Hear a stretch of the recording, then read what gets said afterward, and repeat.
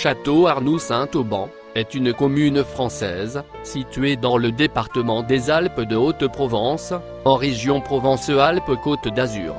Le territoire de la commune est densément occupé à l'époque antique. Sa position favorable, sur les rives de la Durance, et sur une route fréquentée, motive l'implantation d'un château, nommé d'après l'un de ses premiers châtelains.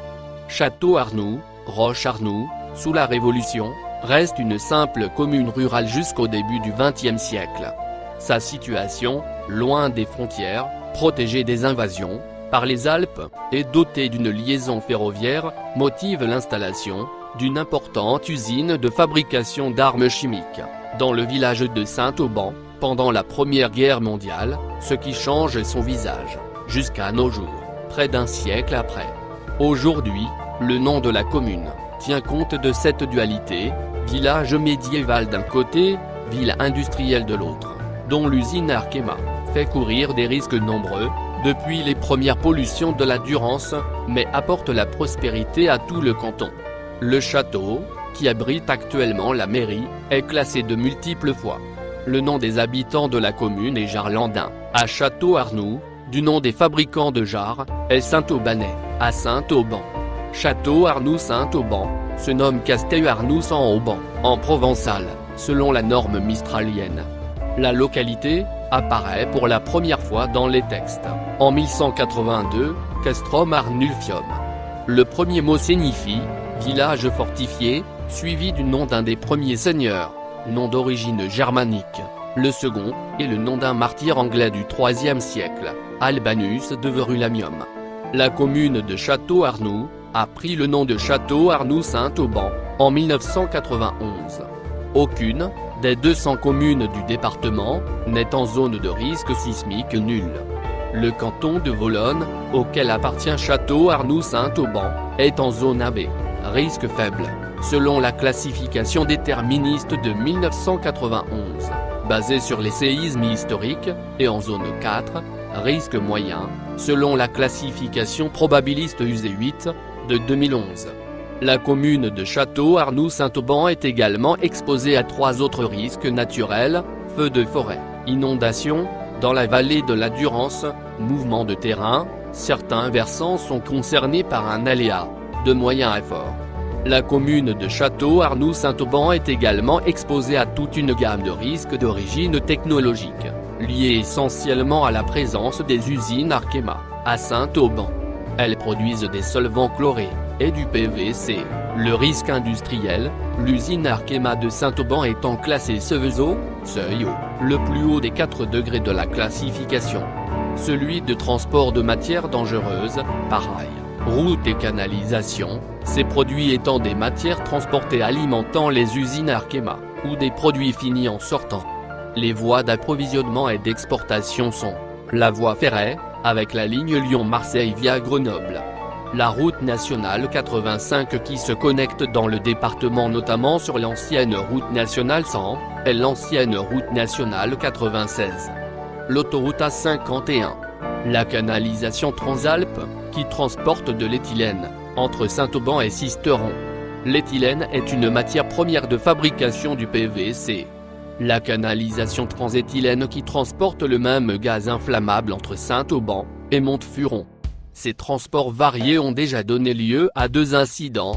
En 2001, c'est un wagon d'acétate de vinyle qui fuit, et en 2006, une fuite de tétrachloréthane a lieu devant l'usine. Outre ces risques d'origine technologique, liés à l'usine Arkema, la commune est concernée par un autre risque, lié au transport de produits dangereux, par canalisation. Le gazoduc transportant du gaz naturel dans toute la vallée de la Durance, traverse la commune, et constitue donc un facteur de risque supplémentaire.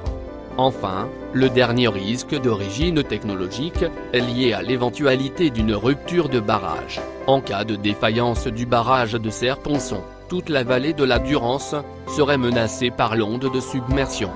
Le plan particulier d'intervention préparé en prévision d'accident à l'usine Arkema concerne 8 communes, y compris Château-Arnoux-Saint-Auban, Volonne, Châteauneuf-Val-Saint-Donat, L'Escale, Montfort, Malijai, Perruy, Lémé. le plan de prévention des risques naturels prévisibles, PPR, de la commune a été précédé, en 1961, d'un plan de surface submersible pour le risque d'inondation, et a été approuvé en 2004, pour les risques de mouvement de terrain et de séisme. Le dit crime n'existe que depuis 2010. Les tremblements de terre ressentis de la manière la plus sensible dans la commune sont ceux du 8 janvier 1953, avec une intensité macrosismique ressentie dans la commune de 4, sur l'échelle MSK, et Mirabeau pour épicentre. Du 22 octobre 1963, avec une intensité ressentie de 5, et Maligé pour épicentre. Du 19 juin 1984, avec une intensité ressentie de 4, Aiglun pour épicentre. Antiquité. Bien situé dans la vallée de la Durance, le territoire de la commune est densément occupé durant l'Antiquité. Son territoire fait partie de celui des Sogiontiques, Sogioncie, dont le territoire s'étend du sud des Baronnies, à la Durance. Les Sogiontiques sont fédérés aux Vaucons, et après la conquête romaine, ils sont rattachés avec eux, à la province romaine de Narbonnaise. Au IIe siècle, ils sont détachés des Vaucons et forment une civita distincte, avec pour capitale Seigustero, actuellement Sisteron. Au Moyen-Âge, alors que le sud-est de la Gaule était une terre burgonde, le roi des Ostrogoths, Théodoric le Grand, fait la conquête de la région, entre la Durance, le Rhône, et l'Isère, en 510. La commune dépend donc brièvement à nouveau de l'Italie, jusqu'en 526. En effet, pour se réconcilier avec le roi burgonde, Gondemar III, la régente ostrogoth, Amalazonte lui rend ce territoire. La localité apparaît pour la première fois dans les chartes, en 1182, Castrum Arnufum, le village étant alors situé sur la colline Saint-Jean. En 1129, le comte de Forcalquier, Bertrand Ier de Forcalquier, s'empare du castrum, qui appartenait aux Entrevennes-Misons. Les habitants avaient refusé de payer l'albergue, tirant profit des guerres Beaux-Cinq, pour se dire inféodés au comte de Barcelone. Au XIIe siècle, l'abbaye Saint-André, de Villeneuve-lès-Avignon, y possédait l'église Saint-Pierre de la Durance, et en percevait les revenus. Le 29 juin 1220, les accords de Mérargues sont signés entre Guillaume de Sabran et Raymond Béranger IV de Provence, au sujet du comté de Forcalquier, qu'ils se disputaient. Le nord du comté de Forcalquier, incluse jusqu'au Buèche, alla au comte de Provence, moins quelques enclaves, comme Château-Arnoux, qui resta à Guillaume de Sabran. Au XIVe siècle, le fief dépendait des Dagoules, avant de passer au Gland de Vèze, au XVe siècle, puis au Foresta, au XVIe siècle, puis enfin aux Lombards, qui ajoutent Château-Arnoux à leur nom. La communauté relevait de la viguerie de Sisteron. Lors des guerres de religion, les ducs de Lesdiguières et de la Valette s'y rencontrent en 1588, afin de pacifier la région. Durant la Révolution française, pour suivre le décret de la Convention, du 25 Vendémiaire de l'an 2, invitant les communes, ayant des noms pouvant rappeler les souvenirs de la royauté, de la féodalité, ou des superstitions, à les remplacer par d'autres dénominations, la commune change donc de nom pour Roche-Arnoux. En 1793, le château est mis aux enchères pour démolition, même si les travaux ne sont pas menés à terme. Les 5 tours sont cependant abaissées à cette époque. En 1829, la construction d'un pont suspendu est destinée à doubler l'antique pont de la Baume de Sisteron, plus en amont. Sa construction s'achève en 1833, mais les chaînes de suspension rompent lors de l'épreuve de charge, avec 10 mètres cubes de gravier en sac, déposés sur le tablier. Il est finalement mis en service en 1836, son tablier mesure 114 mètres de long. Le coup d'État du 2 décembre 1851, commis par Louis-Napoléon Bonaparte, contre la Deuxième République, provoque un soulèvement armé, dans les Basses-Alpes, en défense de la Constitution. Après l'échec de l'insurrection, une sévère répression poursuit ceux qui se sont levés, pour défendre la République. 21 habitants de Château-Arnoux-Saint-Auban, dont une femme, sont traduits devant la commission mixte, la majorité étant condamnée à la déportation en Algérie. Comme de nombreuses communes du département, Château-Arnoux se dote d'une école bien avant les lois Jules Ferry. En 1863, elle en possède déjà une qui dispense une instruction primaire aux garçons, au chef-lieu. La même instruction est donnée aux filles, bien que la loi Fallou, 1851, n'impose l'ouverture d'une école de filles qu'aux communes de plus de 800 habitants. La commune profite des subventions de la deuxième loi Durg, 1877, pour rénover son école. Une annexe du camp des Milles, camp de travailleurs, est implantée à Saint-Auban. L'usine Péchinet est la cible de sabotage par l'armée secrète, le 6 novembre 1943, et par les francs-tireurs et partisans, FTP, résistants communistes, le 19 janvier 1944, journée d'action nationale. L'armée secrète sabote encore des pylônes électriques, le 4 décembre 1943, et le 10 mai 1944. Pour préparer le débarquement de Provence, 2 équipes Jüterbürg sont parachutées, les 8 et 9 août, afin d'agir sur les arrières allemands, et notamment sur les voies de communication. Disposant du soutien de 3000 FFI, elles prennent le contrôle de la RN 96, qui permet de remonter la vallée de la Durance, de Manoscaven. Au cours des opérations suivant le débarquement, les forces alliées franchissent très tôt les premières défenses allemandes, et se lancent dans de rapides offensives de débordement, afin de couper les voies de retraite à la Wehrmacht. Une colonne, partie le 17 août de Vidauban, franchit la Durance le 20 août, au sud de Mirabeau. Le 143e régiment d'infanterie US forme une colonne qui remonte la vallée de la Durance, toute la journée du 20 août, et libère les villes et villages, sur son passage, dont Saint-Auban et, à la suite, Château-Arnoux. Jusqu'au milieu du XXe siècle, la vigne était cultivée à Château-Arnoux-Saint-Auban. Le vin produit, de qualité médiocre, était destiné à l'autoconsommation. Cette culture est aujourd'hui abandonnée. Lieu et monument remarquable. Au bord du lac, il y a une promenade arborée. Important site ornithologique. Le château est un site classé. La mairie se trouve dans un château d'époque Renaissance, mais de style gothique, en partie classé, et en partie inscrit monument historique. Il est construit par Pierre de Glandevès, vers 1510-1515, le château étant achevé avant 1530, sur un ancien château fort.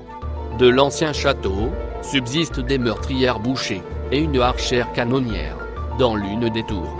Il est accosté de 5 tours, 2 rondes, 2 carrés et une hexagonale, dans laquelle se déploie un monumental escalier, de 84 marches, orné de sculptures Renaissance, représentant des personnages mythologiques, sauf au premier étage, où le couple commanditaire, Pierre de Glandevès et Madeleine de Vimut, est représenté. Les fenêtres sont à meneaux. Quelques-unes sont surmontées de tympans semi-circulaires, de style Renaissance, les autres, de simples pinacles à fleurons. Il appartient à la commune depuis 1947. La cheminée monumentale et la porte de la grande salle sont très richement décorées de gypseries. Il a été restauré en 1966 et 1979. Le parc est organisé autour d'allées cavalières. Il est orné d'une fontaine, adossée à la pente, que fait le terrain à cet endroit. Des terrasses sont aménagées, grâce à des restanques, et boisées de chênes, d'érables, de tilleuls, et de marronniers. Avec son parc, il est classé, site inscrit depuis 1951. Architecture civile remarquable. Aux Petites Fillères, se trouve une ferme 2667, voûtée d'arches surbaissées. À la Font-Robert, la grande ferme au toit à une seule pente, date du XVIIe siècle. Elle abrite actuellement une salle de spectacle. Des maisons en bois, à structure porteuse intérieure, en forme de compas ont été construites en 1943, par Jean Prouvé et Pierre Jeanneret, dans un lotissement. 2 d'entre elles, situées rue de la Colline, sont des monuments historiques, inscrits. Moulin à vent, pont-barrage. Passage du canal d'Oraison. Digue de 445 mètres de long. Un pont suspendu est construit sur la Durance, dans les années 1830. La décision est prise en 1829, et le chantier dure jusqu'en 1833. Le tablier fait 114 mètres de long, mais les chaînes de suspension rompent lors de l'épreuve de charge. Il est reconstruit, plus solide, et mis en service en 1836 ou 1837, avec un tablier de 118 mètres en une seule portée, emprunté par la RN 85. Il subit de grosses réparations en 1899 et 1919, et n'est fermé qu'en 1959, avec la construction du pont-barrage de l'Escale. La commune possède l'un des rares monuments aux morts pacifistes de France. Art religieux remarquable. Clocher de l'église Saint-Bernard. Le prieuré Saint-Pierre-es-Lien, du XIe siècle, classé monument historique, est construit à proximité du cimetière. Il reste du premier état quelques murs de l'absidiole et la porte. Actuellement, ces vestiges sont intégrés à une villa. L'église paroissiale, placée sous le vocable de Saint-Bernard, est patronnée par Saint-Pierre-es-Lien, est construite en 1634. La nef est voûtée d'arêtes, et bordée de bas-côtés. Le clocher est une tour, construite contre le chœur, avec flèche accostée, de 4 pyramidions. La chapelle Saint-Jean-Baptiste, construite en 1667-1668, a une travée plafonnée, et 2 voûtées. Elle offre un beau panorama, sur la vallée de la Durance et les Alpes. L'église de Jésus ouvrier, à Saint-Auban, est construite en 1938-1939, par Bénézèche, où en 2007, le chœur vient d'être repeint, en 3 tableaux d'inspiration locale.